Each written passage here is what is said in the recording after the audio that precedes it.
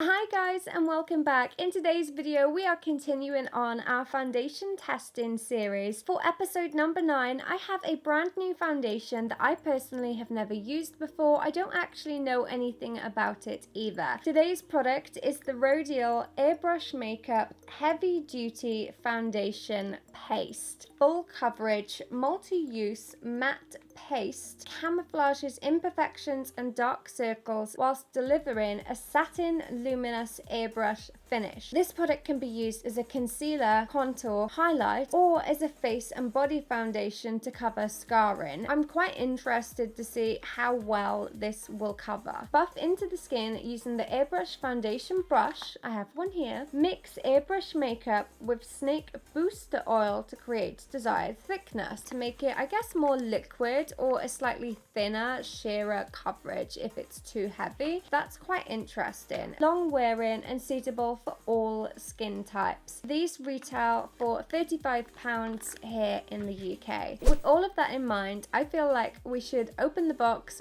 go through it and see what we have.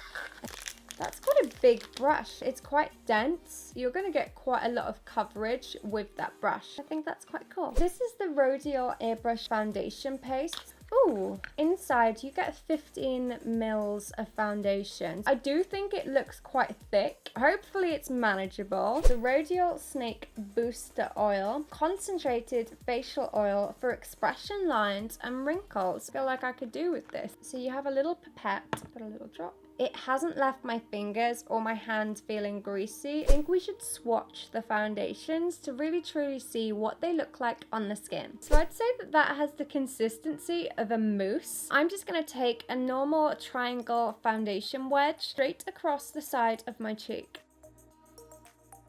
That is so full coverage, it didn't even move.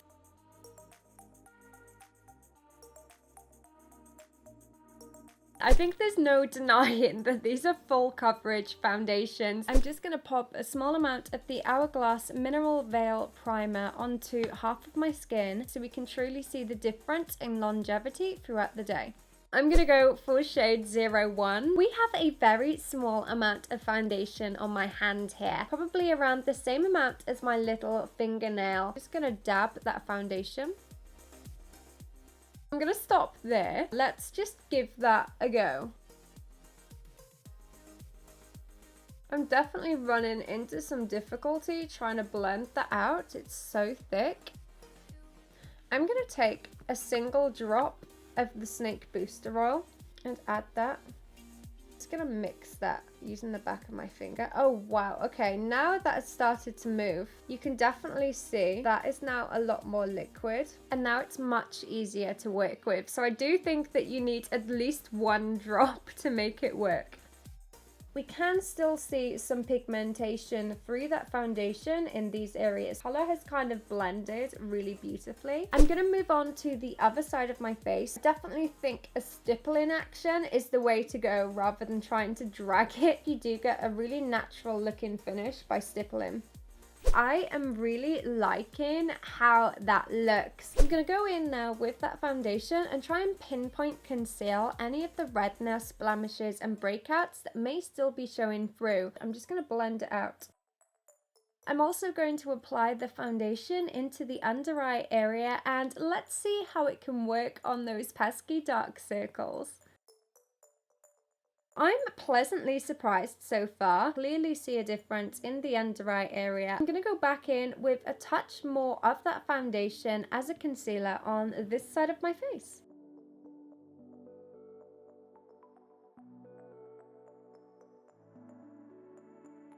Now that my foundation is applied, I'm going to set that. Today I'm using the Maybelline Master Fix Setting and Perfecting Loose Powder. This is the NYX Cosmetics 24 brush and I'm just going to go ahead and set my under eye area and any areas where I feel could do with a little bit of powder. Now that my base is set, I'm just going to finish off with some light makeup, then we're good to go.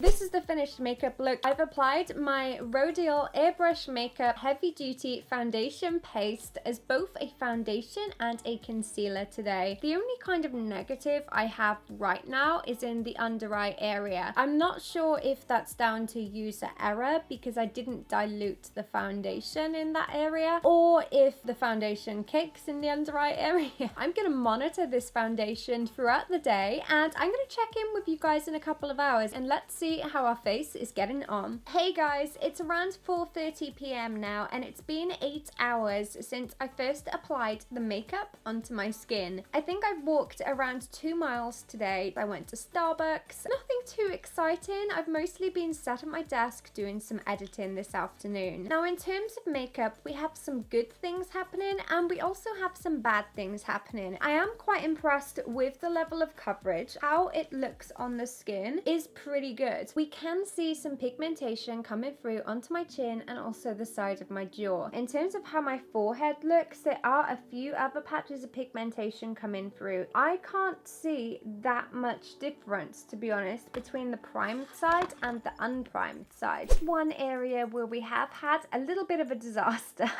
and that is the under eye area. I did have a sneaky suspicion when I first applied it that it would go horribly wrong in this area because it did start to cake quite quickly. My mascara has definitely transferred. We have got creasing going on. It is separating and it is also incredibly cakey too. Most of the time, I don't actually use the same concealer for the under eye area as I do for the skin. If it works in one area, then that's cool. If it doesn't work in all, then I'll kind of give it a little bit of a break. I think I'm gonna do an oil test as well. So I have my Tatcha blotting papers. These are amazing and I freaking love these. Let's see how much oil has really come through.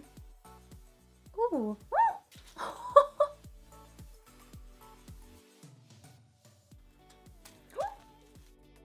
I'm actually surprised. That is not that much. We haven't even fully filled up a whole sheet of oil. The 8 hours wear, I'm quite impressed. I'm gonna leave it on my skin for another few hours and I will come back and give you guys another update. Hey guys, so it's 9:30 p.m. and this makeup has now been on my face for 13 hours. Let's take a look at where we are and I'm gonna give you my final thoughts. We definitely have a lot of creasing happening in the under eye area. We also have a lot of separation happening just at the edges of my eyes as well. I think between 8 hours and 10 hours is probably the max amount of time I would say this would work safely. I personally wouldn't feel comfortable going to a meeting or important event with my foundation looking as it is right now. When I switch to low lighting, you can definitely see my skin in a whole new way. You can see that patchiness and the blotchiness a lot more. I'm going to take one of my blotting papers and once again I'm just going to give that an oil test and see how much more oil has secreted through my foundation.